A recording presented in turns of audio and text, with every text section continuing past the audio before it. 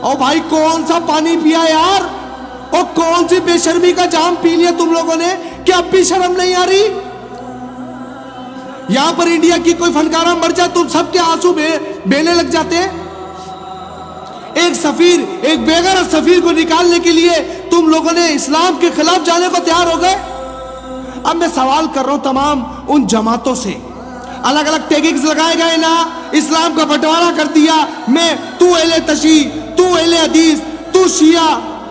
حضور کا معاملہ تو ایک ہے نا, نہیں نکلو گے باہر. حضور کی عزت کے بعد ہی سب کچھ ہوگا نا, ناموس صحابہ بھی ہوگی, حسین کا ذکر بھی ہوگا, مولا علی کا بھی ذکر ہوگا, میرے نبی کے بعد ہوگا نا. نہیں نکلو گے, بروز قیامت سب سے سوال ہوگا. مولا علی نے بھی گریبان پکڑ لینا ہے کہ میرے نبی کے لیے جب عزت پر ان کے ہاتھ ڈالا گیا تو کیا کر رہا تھا. عاشق صحابہ کرام نے بھی تمہارا گلا پکڑ لینا ہے کہ میرے نبی کی عزت پر بات آئی, تم لوگ فرقوں میں بٹے رہے. نہیں نکلو گے باہر. میں تمام لوگوں سے ایک بات کہنا چاہتا ہوں, بلا تفریق ہو کر روڈ پہ نکل آؤ, بلا تفریق ہو کر آج ایک ہو جاؤ. صرف ایک مسلمان نبی کے امتی بن کر باہر آ جاؤ کہ سفیر کو باہر نکالو. عمران خان صاحب, تم نے جس آگ میں آج ہاتھ ڈال دیا ہے نا, اس کے شعلے تمہیں بعد میں محسوس ہوں گے.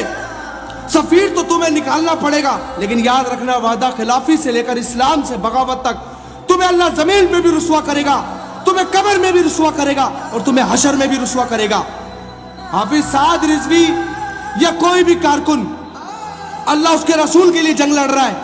میں تمام مسلمانوں کو کہنا چاہتا ہوں, ابھی بھی وقت ہے, ایک مٹھی ہو کر باہر نکل آؤ. کوئی اہل تشیع نہیں, کوئی سنی نہیں, کوئی اہل حدیث نہیں.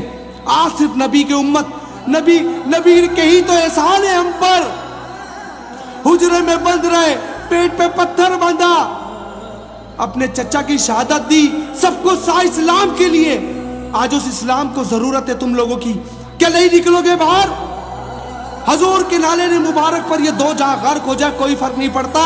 یہ تو 2 ٹکے کی یہ سارے معاملات ہیں, ان کو لاک ڈاؤن سے کوئی فرق نہیں پڑتا. مرنا تو کل بھی ہے نا, بند تو یہ ملک ویسے بھی ہونا ہے. اگر اپنے شٹر حضور کی عزت کے لیے گرا دو گے تو کوئی فرق نہیں پڑتا. اللہ تمہیں وہاں سے نواز دے گا جہاں سے تمہارا گمان نہیں ہے. میں تمام مسلمانوں سے کہنا چاہتا ہوں, یہ وقت ہے نکلنے کا, یہ وقت ہے اسلام کا ساتھ دینے کا.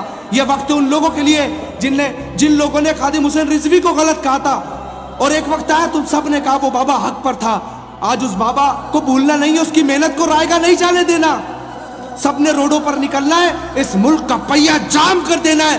یہ کہہ کر کے وعدہ خلاف تم لوگ اسلام کے دشمن ہو. جن آقا کو تم خوش کر رہے ہو نا, یہ اسلامی جمہوریہ اسٹیٹ ہے, یہاں پر نام بھی اللہ کا, قانون بھی اللہ کا. ہم حضور علیہ السلام سے غداری نہیں کریں گے, اس کے دین سے. ہم گناہگار ضرور ہیں لیکن غدار نہیں ہیں.